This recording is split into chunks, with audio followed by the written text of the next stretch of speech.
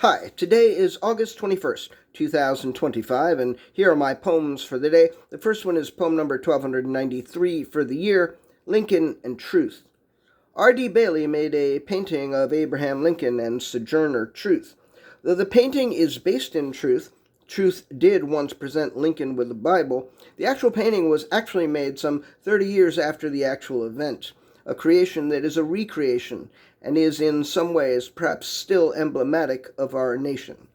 Poem number 1294, Lincoln and Lies, or Revisionism. I was wondering what will stop them from changing the history books and making Lincoln the bad guy. When I was a teenager and went down south, there were some books I saw, like in the truck stops and places like that referred to the Civil War as the War of Yankee Insurrection. I thought they were joking, but now I'm pretty sure they weren't. And I wouldn't be surprised if I see the Civil War called that in a history book one day.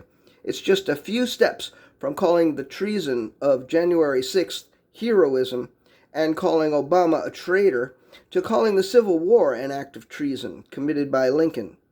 Poem number 1295, Worse and Worse. My entire lifetime, the Republican Party has just gotten worse and worse. And I thought Nixon was bad, and I thought Reagan was bad, and I thought George W. Bush was bad, but the GOP keeps figuring out how to get worse and worse and worse. Poem number 1296, Point Question. While musing about Wham yesterday, it occurred to me that there are actually two parts to an exclamation point. The point and the top part, the part that almost seems to point to the point. But if the exclamation point has two parts to it, only one of which is a point, why is the whole thing called an exclamation point? If you're going to tell me that the top part is the exclamation and the bottom part is the point, then I'm going to ask why a question mark isn't called a question point. And the last poem of the day, poem number 1297, Soldering. When I was a boy, I soldered sometimes. Like, if something needed soldering, I would solder it. And back in those days, it often so happened that things needed soldering. And fortunately, back in those days, I had a soldering iron and I had solder. And so there you go. I would solder.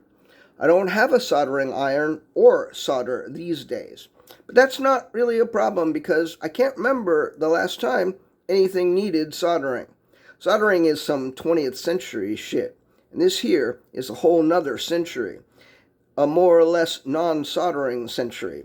And until that changes, and maybe even if that does change, I will refrain from soldering. All right, that's it. Thank you. Yes, I'm a little under the weather. Hope I'm better tomorrow. Thank you. I appreciate you.